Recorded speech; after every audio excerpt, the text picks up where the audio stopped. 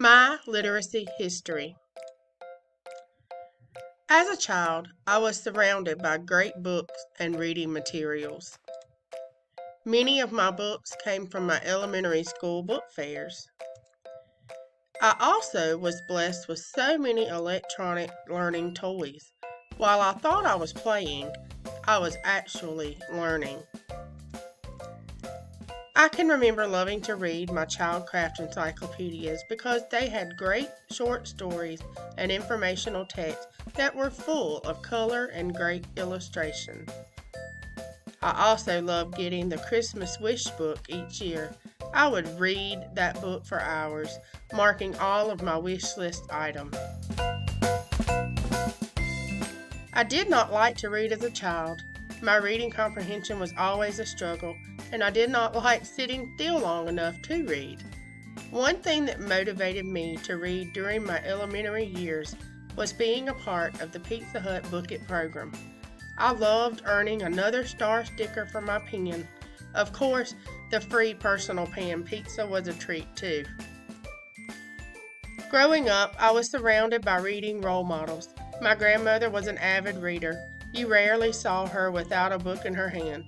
My mother and my great-grandmother were also readers, but they enjoyed magazines. All three of them, along with my grandpa, always encouraged me to read and read with me every day. I never really liked to write stories. However, in the 3rd grade, I received a pen pal from Alabama. We wrote letters back and forth all the way through high school. We still communicate via email and social media to this day, but we've never met. Because of my pen pal, I grew to love note writing and making cards for people. Many years ago, I wrote a poem. It was published. The title was Lighting the Way for a Better Day. It talks about being a light to those around us. Ironically, writing became my most favorite thing to teach.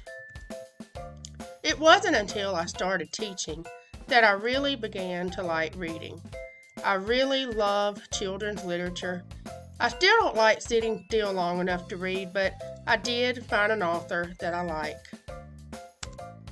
As an adult, most of my reading is on social media, electronic apps, and professional reading. I recently became a reading coach. This is definitely my favorite role to date.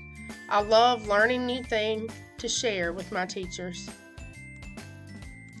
My philosophy of reading is we are all on a journey, growing as readers our whole lives, and I think that is true for all of us. Thank you.